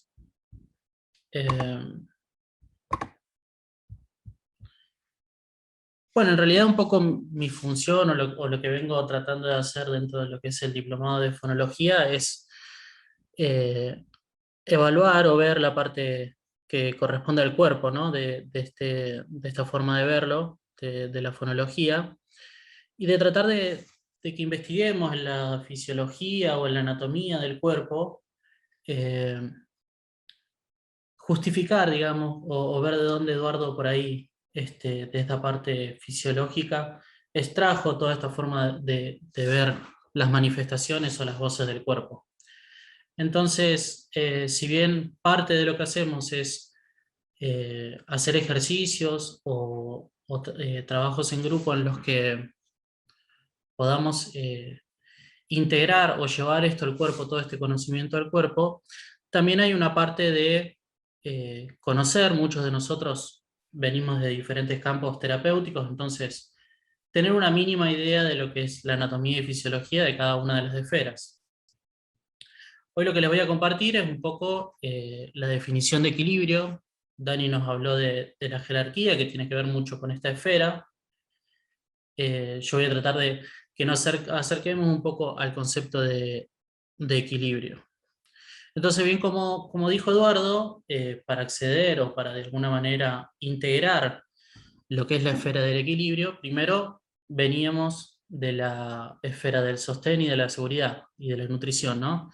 En la que veíamos las diferentes formas de nutrirse que tiene cada uno de los sistemas, no solo la que por ahí nosotros tenemos incorporada, que sería la nutrición a través de los alimentos, ¿no? Como cada uno de esos sistemas tiene su especialización en la nutrición o en la forma que nos nutrimos.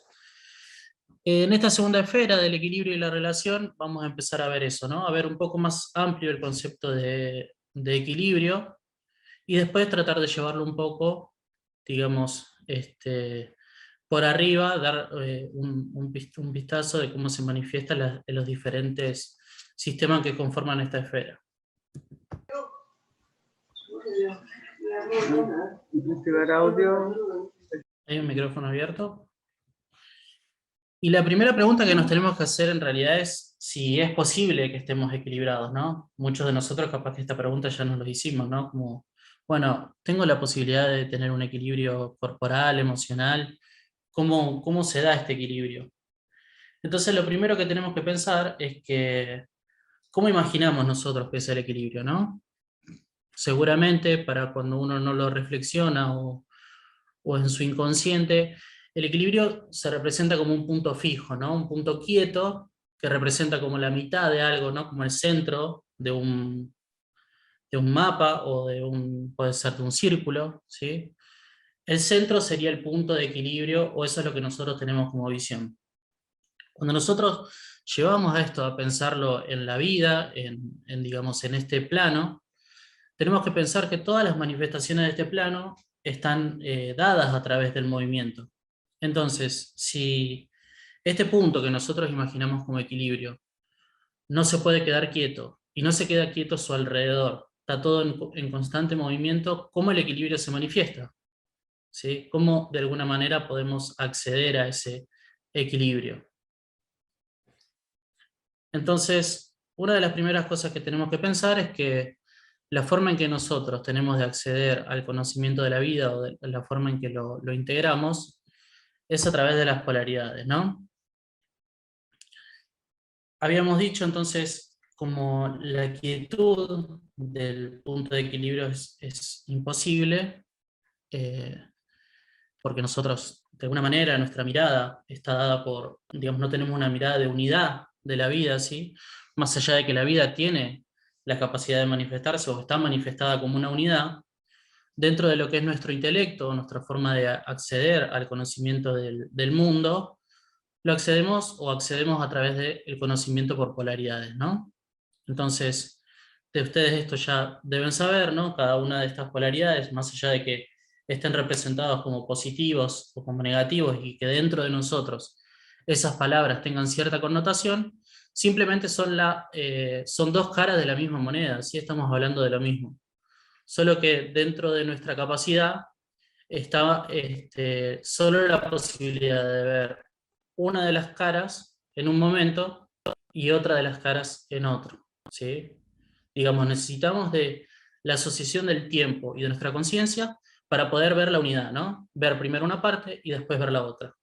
Si bien hay gente, o puede haber maestros que pueden acceder al conocimiento de unidad, o ver ver de forma unitaria las cosas, al momento de que ellos nos quisieran transmitir esto, o lo quisieran informar, ya la forma en que nosotros hablamos, o la forma en que nosotros pensamos, está anclada en la polaridad. Entonces, acceder a la unidad desde este mundo vivo, digamos, este plano, se nos complejiza, ¿no? Como que se nos hace imposible. Bueno, ¿no? El pensamiento polar. Y de este tema de la polaridad surge el ritmo, ¿no? Nuestra necesidad de buscar en el mundo la unidad nos hace ir desde el lado positivo al lado negativo, ¿no? Y entrar en un movimiento oscilatorio, que es el que de alguna manera nos da vida y nos permite estar en este plano, ¿no? Si bien las polaridades, como dijimos, son como lados distintos de una misma moneda, lo dificultoso, o la forma, vamos a decir, enferma de ver esta situación, o esta forma de ver la unidad, es ver con desgarro estas polaridades, ¿no? Como que si yo estoy en una polaridad, no acepto la polaridad, por ejemplo, negativa, o si estoy en la polaridad negativa, no aceptar la positiva, más allá de qué connotación tengan para nosotros cada una de estas. Entonces, pensando, ya dijimos que no tenemos nosotros conocimiento de la unidad, no tenemos forma de acceder, la única forma que tenemos de pensar el equilibrio es de un equilibrio dinámico, ¿sí? Un equilibrio en constante movimiento, ¿sí?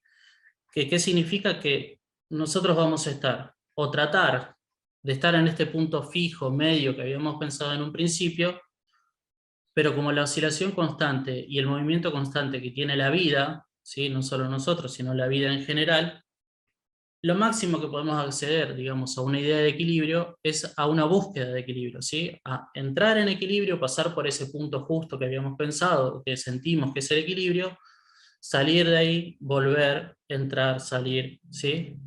No podemos permanecer equilibrados. El equilibrio es como una búsqueda constante, ¿sí? Algo que nunca alcanzamos, pero de alguna manera nuestra vida está orientada a eso, a buscarlo constantemente.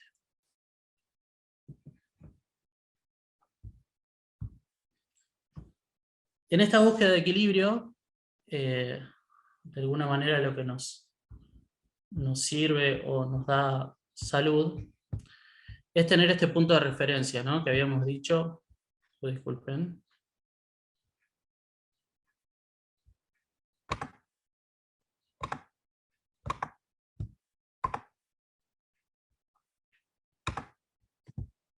Esperen que...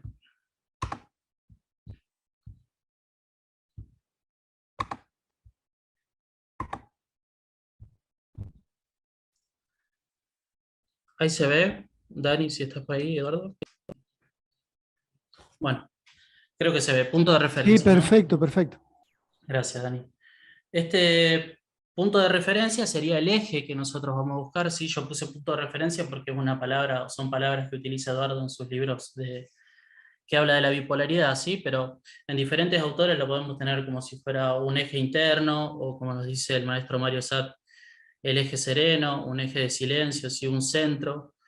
Cualquier palabra que ustedes busquen para simbolizar este lugar o la cercanía a este lugar de equilibrio en el que nosotros vamos a oscilar y nos vamos a mantener en constante movimiento, ¿sí?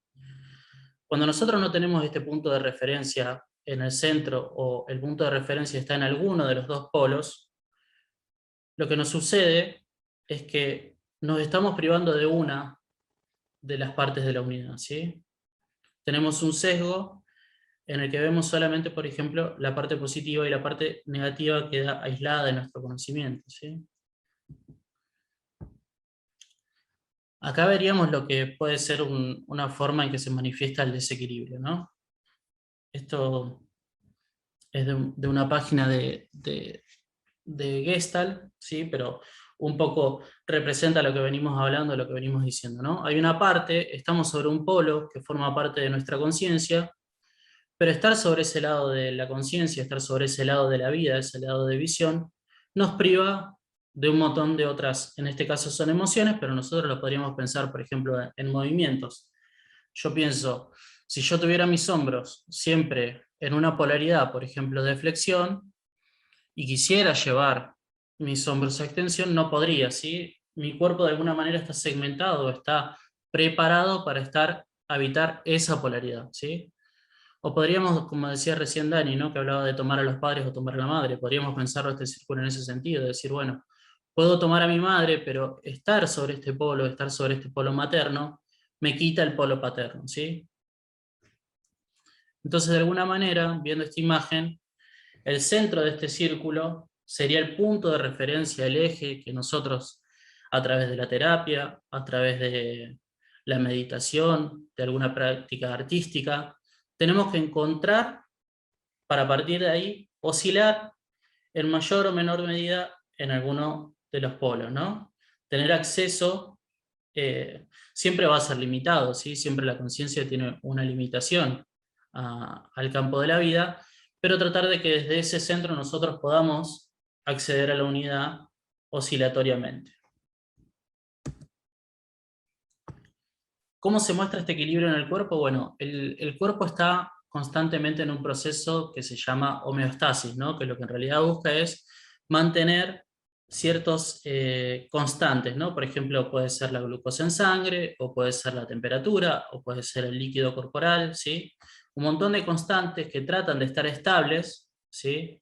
Que de alguna manera su desestabilización proviene de su contacto con el medio, con otras personas, con el afuera, ¿sí? Con cualquier tipo de contacto que nosotros tengamos con la vida, de alguna manera está modificando nuestro cuerpo, y nuestro cuerpo haciendo un intento por llegar a esa homeostasis, ¿sí? Que de alguna manera lo que nos brinda es la posibilidad de recuperarnos, de tener salud, de tener vitalidad, ¿sí?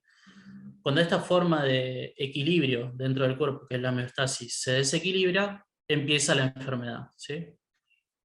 Entonces la homeostasis sería como el plano o la cara de verlo desde el lado del cuerpo, la forma de ver el equilibrio, ¿no? Entonces, así como a grandes rasgos, tenemos que saber que dentro de lo que es esta esfera que vamos a tratar, sistema nervioso, sistema inmune y sistema endocrino, hay una práctica, hay una ciencia en realidad, que es la que se encarga de estudiarlo, que es la psiconeuroendocrino-inmunología, que en realidad se unen, digamos, todas estas ramas de la ciencia, porque de alguna manera están totalmente interconectadas, digamos, tienen muchos mensajes en común a la hora de funcionar y controlar el cuerpo, ¿sí? Ya de por sí, estos 4 sistemas, el psicológico, el neurológico, el endocrino y el inmunológico, son sistemas de control, ¿sí? Son formas de resguardo, de controlar. Entonces, esta ciencia es la que los aúna y de alguna manera los estudia en conjunto, y de la que nosotros seguramente sacaremos muchas ideas o formas de ver el cuerpo, ¿no? ¿Cómo se manifiesta este equilibrio en el sistema nervioso? Bueno, el sistema nervioso, dentro de lo que nosotros podemos ver, tiene 2 maneras de equilibrarse, ¿no? Una es la autonómica, vamos a decir, que es la que utiliza el sistema simpático y parasimpático. Si el simpático es de alguna manera el sistema que nos excita, que nos lleva hacia adelante, que nos da energía; el parasimpático el que nos relaja, ¿sí? El que se encarga de las funciones viscerales. Es la forma en que de alguna manera todo lo visceral encuentra un equilibrio. Y después tenemos el sistema nervioso periférico somático, que es el que se encarga, por ejemplo, de que yo ahora esté sentado, ¿no? Si bien a nuestra visión, como decimos siempre, parece que nosotros estamos quietos, en realidad nuestro cuerpo está haciendo un continuo balance, evaluando cómo estamos sentados, cómo están nuestros pies, cómo están nuestras caderas, ¿sí? Y lo que está haciendo, se lo muestro como a grandes rasgos, sería un constante balance de esto, ¿no? De los lados, de hacia atrás y hacia adelante, ¿sí? Esto sucede sobre todo porque el sistema nervioso, como creo que Eduardo también lo dijo, no tiene una forma de funcionar a medias, ¿sí? Las neuronas o transmiten energía o no la transmiten, ¿sí? No pueden funcionar a mitades. Entonces lo que hacen es hacer un complemento, también una oscilación, como hablábamos del equilibrio, ¿sí? En la que encuentra o trata de momentáneamente mantener una postura, ¿sí? Que está sostenida por un montón de impulsos nerviosos que hacen que los músculos estén tirando y sosteniendo esta postura, ¿no? Esto es lo que es dentro del sistema nervioso, ¿no? El equilibrio en el sistema endocrino, como decía Eduardo, tiene otro tipo de tiempos, ¿no? Como que tienen una progresión distinta, pero igual se manifiesta algo que es similar a lo que habíamos dicho antes de encendido y apagado de las neuronas. Hay otro micrófono prendido, no sé si es. Que son, por ejemplo, hormonas que son antagonistas, ¿no? Como nosotros podemos pensar en el control del azúcar, tenemos la hormona que es la insulina, y su contraparte, el glucagón, que están en constante funcionamiento para equilibrar el nivel de azúcar en sangre, ¿no? Entonces se manifiesta de nuevo esto, ¿no? De una polaridad, podemos decir glucagón-insulina, que está en constante oscilación, y que eso es lo que nos permite el equilibrio, ¿sí? Esto como una de las hormonas que están en contacto con todos los otros sistemas glandulares, ¿no?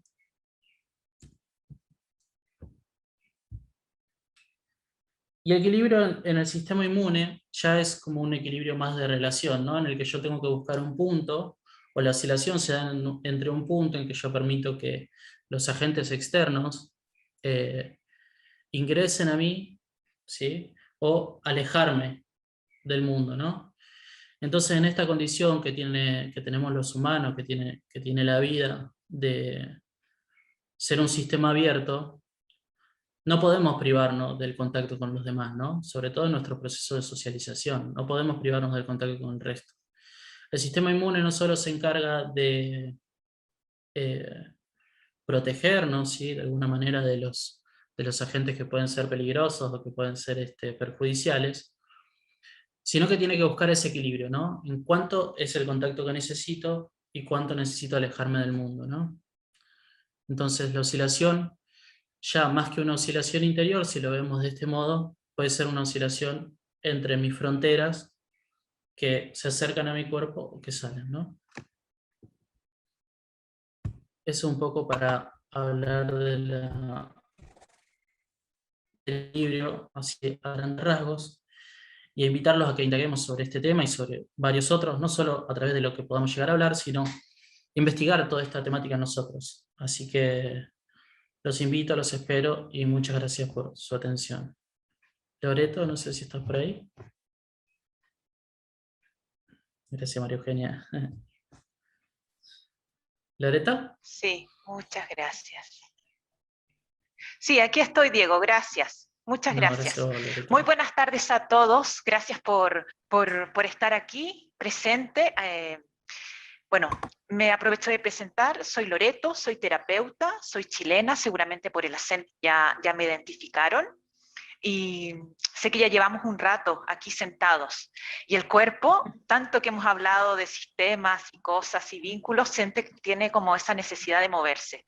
Pero voy a tratar de ser lo más sintética posible en el mensaje que les quiero transmitir. Y por favor, si surge cualquier pregunta, déjenla en su chat. Voy a dejar unos minutos para poder responder. Si corresponde para mí la pregunta, por supuesto responderla yo, o si le corresponde a alguien más, por favor siéntanse con esa libertad.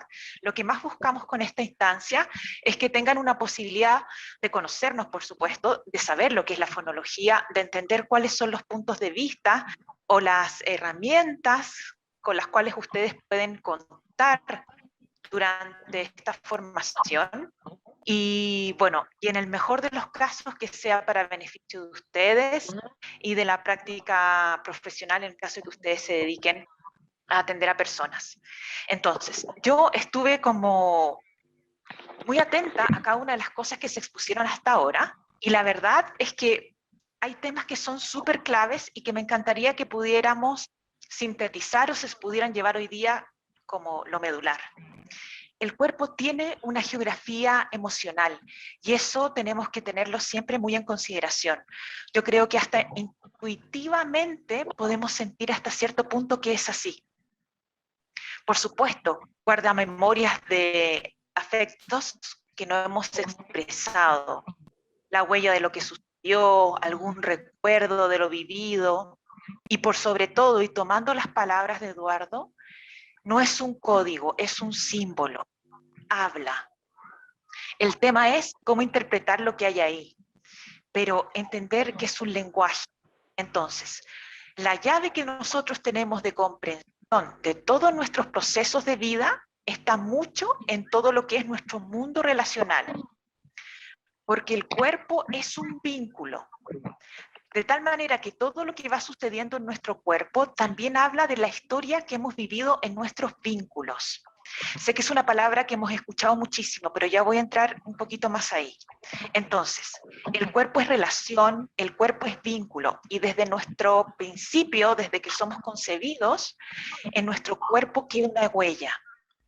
Entonces, como el cuerpo es un símbolo, tienen que hacerse una idea de que esto fuese como una gran base de datos, o si prefieren decirlo, como un gran papiro donde se escribe la historia de toda nuestra vida, desde que fuiste concebido, el momento del parto, tu infancia, hasta el día de hoy.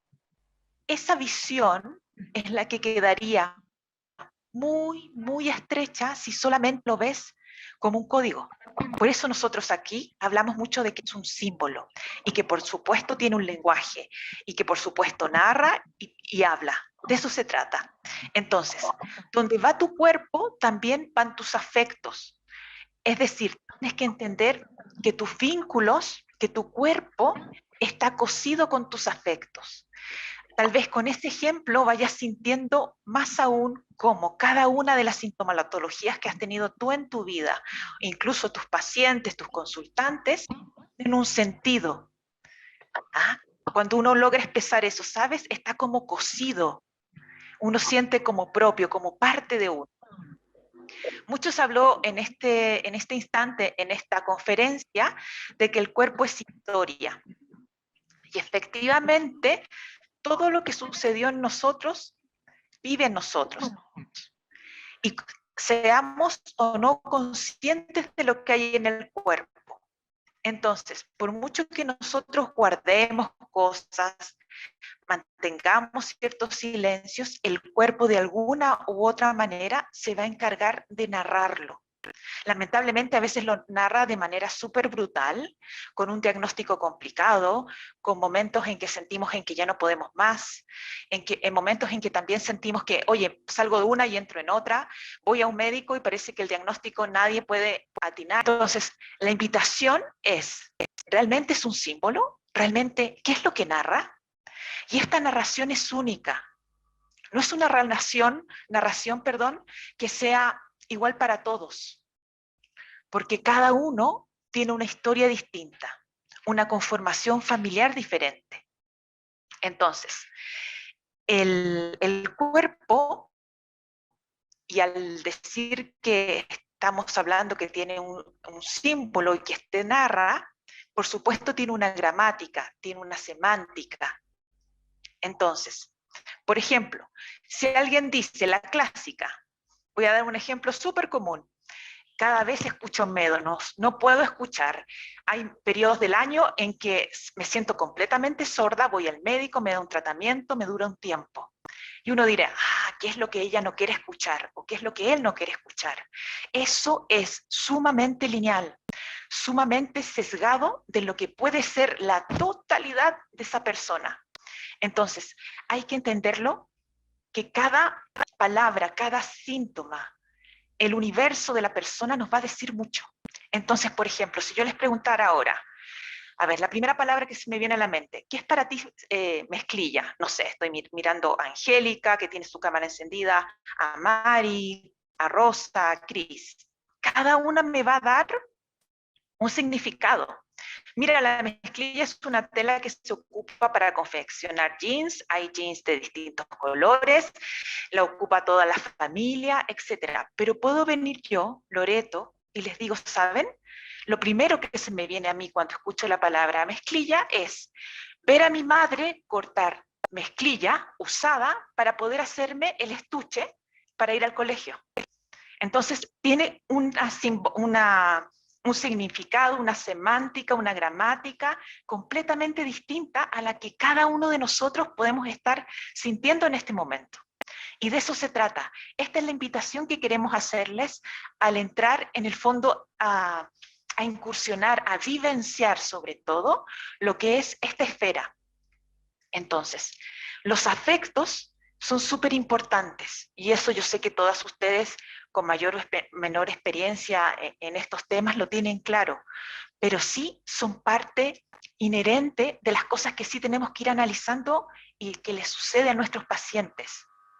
Entonces, cada vez que nosotros, por ejemplo, tomando este tema de los afectos, evocamos la tristeza. ¿Quién no se ha sentido triste en esta vida? ¿Quién no se ha sentido triste o con algún carrusel o montaña rusa emocional en este tiempo de pandemia, con mayor o menor confinamiento? Yo creo que todos.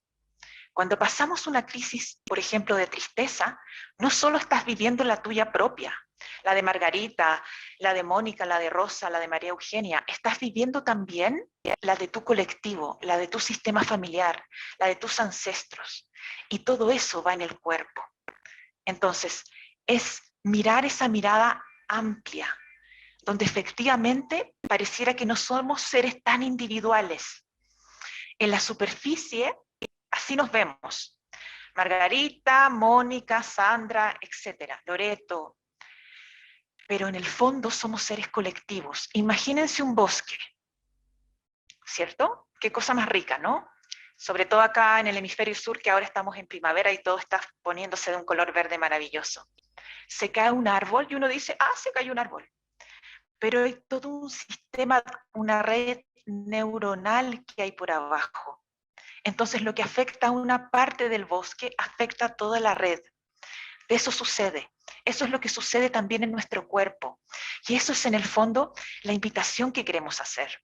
Llevar a todo como un estándar, A más B da C, y entonces si estás media sorda, ¿qué es lo que no quieres escuchar? Entonces si te duele la rodilla derecha es porque, ay, aquí todavía no eres capaz de inclinarte. No va por ahí. La idea es entender esa amplitud que tu propia historia tiene y que te hace único, única en esta experiencia que tienes ahora.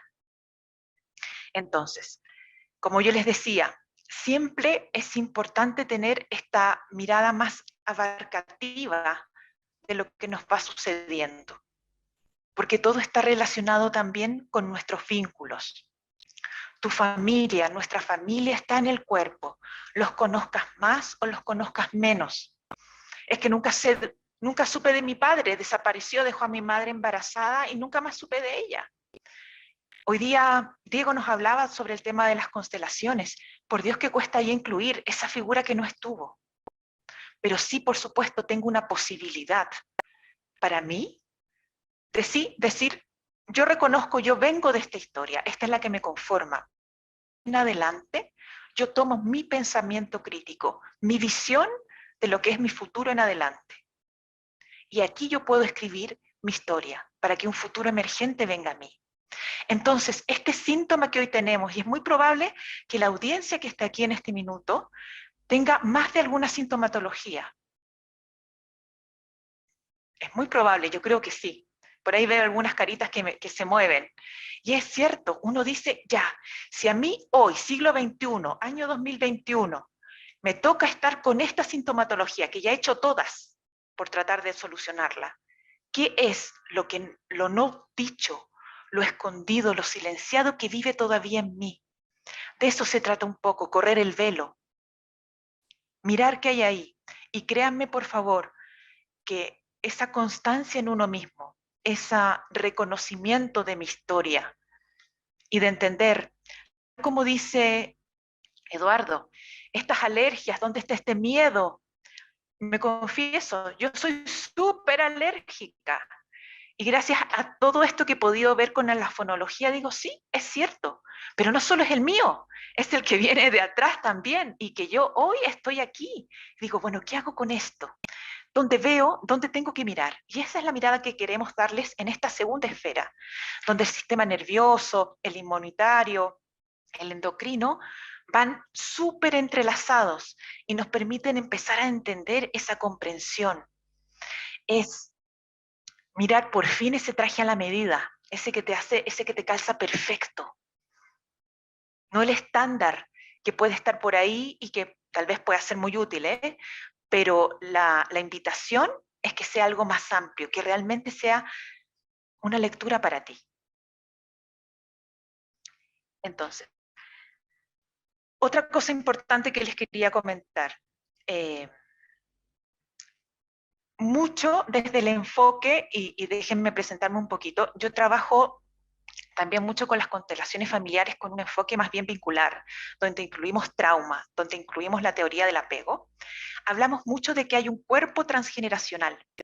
Mucho hemos enfocado hasta ahora del cuerpo físico, del que tenemos aquí, del que sentimos, con el que respiramos, pero también hay un cuerpo transgeneracional. Y ese cuerpo, lo silenciado, busca un canal, busca un flujo de salida. Entonces, como somos la repetición de la repetición, ahí está esperando esa posibilidad que muy probablemente esté en ti. Entonces, hay muchas cosas que fueron silenciadas, tapadas, para que de alguna u otra manera siguiera el flujo de la vida. Pero eso tiene un costo, nada es inocuo, y busca algún órgano donde materializarse, por decirse, donde poder ser visto. De eso se trata un poco lo que ocurre acá. Todo esto que también a veces es excluido, ese hijo excluido, ese niño no reconocido, busca de alguna manera, muchas veces a través de nuestro cuerpo, de ser visto, de ser escuchado. Entonces ese síntoma es una gran oportunidad para abrazar de otra manera tu vida, tu historia, para darle un reconocimiento a lo que fue, con una verdad, tu verdad propia. Y recién ahí me atrevo a decir que podemos tomar una libertad. De aquí en adelante soy yo. Sigo teniendo mi pertenencia, sí, porque eso te da identidad y te da raíz. Pero llega un momento en que uno tiene que ser desleal a algo. Y si uno quiere seguir siendo la repetición de la repetición y solo seguir eso, lo muy probable es que a tu futuro llegue solo tu destino. Cuando uno dice, épale, ok, sí, esto es, pero yo no voy a seguir siendo de tal manera o siguiendo esa ley familiar, es donde por fin viene tu legado. Y ese legado pueden ser tus hijos, tu profesión, lo que tú hagas. Y ahí viene tu futuro emergente. Ahí está amarrado el tan deseado y anhelado libre albedrío, y que muchas veces lo vemos como tan sesgado, como que existirá en realidad si pareciera que todo estuviese tan escrito. ¿Ah? Por ahí va. Ese es el desafío que queremos plantearles esta tarde y hacia dónde queremos ir. Entonces, sintetizando estos tres sistemas, nervioso, aquí hay mucho control y descontrol. Yo creo que todos hemos tenido enfermedades al sistema nervioso. Y acá en Chile hay mucha gente que cuando es muy tranquila le dicen es operado del sistema nervioso. Esa gente que no se mueve, esa gente que pareciera que nada fuera a pasarles, aquí se le dice el operado del sistema nervioso, operado de los nervios. ¿Ah? Pero en la gran mayoría de las personas no. Mucho aquí, control y descontrol. Eduardo dijo muy claro, el sistema es un sistema donde guarda la memoria del proceso evolutivo de la especie. Y para hacerlo más concreto, de nuestra familia. Si bien una persona transmite de generación en generación su aprendizaje epigenético de acuerdo a su propia experiencia, los genetistas hoy día dicen que eso es más importante que el propio gen. Entonces, para tu sistema nervioso, lo que vivió tu abuelo, tu bisabuelo que estuvo en la guerra, vive en ti, es presente. El abuso sexual que vivió tu abuela, para tu sistema nervioso es presente. La familia está viva en el sistema nervioso. Ese niño que fue no reconocido, abandonado, vive en el presente en el sistema nervioso. Por eso se activa tan rápido. Entonces, tengamos eso en consideración y todo lo que podemos hacer en la práctica cuando estemos dentro del módulo. El endocrino, ¿no? ¿Qué no hablar de nuestras hormonas? Veo aquí muchas caras de mujeres, cómo no sentirnos que las hormonas nos dominan mucho y el ciclo, y tanto que de repente, perdonen, los anteriores expositores son todos varones, pero a veces se nos hace recalcar tanto esto de que está con la regla, ¿no? O sea, sus hormonas las están afectando tanto a esta mujer. Por eso no se controla, por eso en la oficina dice algo, por eso en la casa se porta de tal manera. Bueno, ahí está mucho de nuestra incapacidad de haber procesado alguna pérdida. Es un temor a la pérdida que tenemos en ese sistema. De algo que te aconteció, que te sucedió a ti, y que pudo haber sido incluso también de una delegación familiar. Es un sistema muy sensible, el sistema endocrino. El inmunológico, si bien nos habla mucho de esa selectividad, no solamente tiene esa función de defender, ¿no es cierto?, que es lo clásico que incluso uno ve en la publicidad. Tome este probiótico, toma estas vitaminas para defenderte del invierno, ahora que en el hemisferio norte están entrando al otoño, el invierno, y que no nos vaya a tomar la influenza, etc. Él también tiene mucho que ver con la generación de los remedios vinculares, afectivos que necesitamos en la vida. ¿Quién me va a decir que no a lo que voy a decir? El sistema inmunológico dice, necesito esa llamada de teléfono con mi amiga, necesito ese abrazo, necesito esa copa de vino, necesito llorar en paz, tranquila. Eso busca también tu sistema inmunológico. Entonces pareciera que no solamente nos alimentamos afectivamente de lo que entra por nuestra boca, sino también de lo que hay ahí vincularmente. Entonces, estos tres sistemas son un súper engranaje que va coordinado. Entonces, no podemos verlos como repúblicas independientes, como islas independientes, el nervioso por acá, el endocrino por allá y el inmunológico para el otro lado. Van muy coordinados. No puedes pensar algo que pasa en el nervioso, que no pasa en el endocrino y en el inmunológico, y así. La triada va junta, y eso es lo que vamos a buscar hacer en el módulo, hacer ejercicios donde realmente puedas vivenciar el vivir con esto plenamente. Y por último, algo que les quiero comentar para entrar dentro del tiempo. Es súper importante la oportunidad que nos da esta esfera, la segunda esfera, de resignificar. Porque el trauma, como nos explicó recién Eduardo, vive en el sistema nervioso. Y este tiene una capacidad de darle una resignificación, un ordenamiento a lo vivido que no tenía la primera esfera, que era el respiratorio, el digestivo, la piel, el tegumentario. Entonces aquí donde te vas a dar cuenta ahora con lo que yo te he conversado y con lo que has escuchado de los maestros, si me hace sentido cuando me empecé a acelerar, cuando me empecé a acordar de tal cosa que vivo, aquí vas a tener una oportunidad de realmente darle una comprensión diferente. Entonces humildemente la invitación es a que puedas esto decantarlo, sea de utilidad para ti, para las personas a las cuales atiendes en el caso que así sea, y bueno, encantados si te podemos recibir a partir del mes de diciembre, por ahí seguramente ya nos van a ir entregando la información. Vi que pasó un chat con las fechas, los horarios, y bueno, súper invitados. Voy a revisar ahora si es que hubiesen algunas preguntas. Denme algún segundo, no veo ninguna. Pero si hubiese algo, por favor, siéntense con la libertad. O si alguno de los expositores quisiera tomar la palabra, por favor, siéntanse con esa libertad. Gracias, Loreto. Muchas gracias por su tiempo. Daniel, Diego Gracias. y yo te perdonamos el hecho de que seas chilena, pero bueno, te lo perdonamos.